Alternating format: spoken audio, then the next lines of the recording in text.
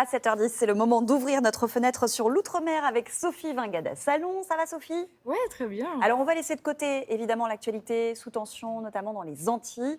Pour parler d'une initiative positive aujourd'hui, en Guyane, on va s'intéresser à nos pieds.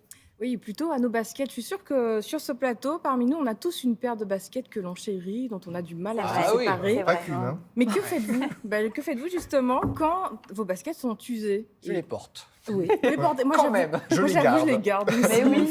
Mais bon, je vais peut-être vous aider parce que le jeune homme dont je vais vous parler, lui, lutte contre la surconsommation. Il s'appelle Axel Loupeda, il est guyanais, il a 27 ans. Il a créé une maison environnementale et il propose de donner une seconde vie à vos baskets. Regardez. Il a transformé une pièce de l'appartement de ses parents en laboratoire. On va commencer par retirer les lacets pour les placer dans un bol. Ensuite, on va s'attaquer à la semelle et retirer tous les résidus qui restent collés à la semelle lorsqu'on marche.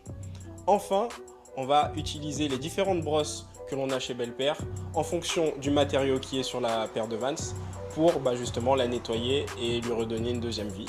Axel Loupeda est un artisan designer pas comme les autres. Son travail, redonner vie aux chaussures et aux baskets.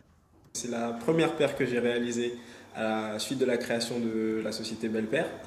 Et on peut voir un lion sur cette paire et des écritures en chinois derrière qui signifient la force tranquille. Et je pense que ça me caractérise assez bien. Après son BTS en commerce international, il voulait devenir footballeur professionnel. Mais au cours d'un séjour aux États-Unis, il découvre la customisation, la personnalisation des chaussures. On a l'exemple juste ici d'une paire réalisée en collaboration avec l'artiste Azer Graphic qui est parti sur le thème du Tour du monde. Donc on peut voir les monuments de chaque pays avec une map monde. Et vraiment, c'est un travail avec beaucoup de détails, c'est son univers. Axel peut passer de 30 minutes à 20 heures sur une paire pour satisfaire un public qui adhère à cette nouvelle façon de consommer, plus écologique, rénover plutôt que jeter, tout en étant tendance. C'est un jeune Guyanais qui a un projet innovant et ça me pousse à lui donner de la force parce que cette ambition-là, c'est quelque chose de très rare chez les jeunes aujourd'hui. Plus de 2500 paires de baskets sont sorties de l'atelier d'Axel Loupeda. Elles ont été sauvées de la déchetterie pour une nouvelle vie.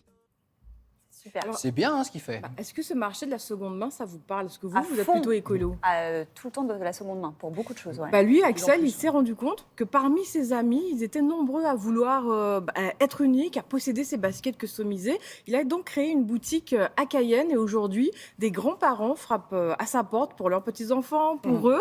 Et puis ce concept éco-responsable, il a séduit le concours talent, un concours national Talent des cités. C'est un concours du ministère chargé de la ville qui récompense des entrepreneurs des quartiers prioritaires. Et lui se présentait pour la seconde fois. Il a bien fait parce qu'il a remporté la Génial. catégorie création de ce concours.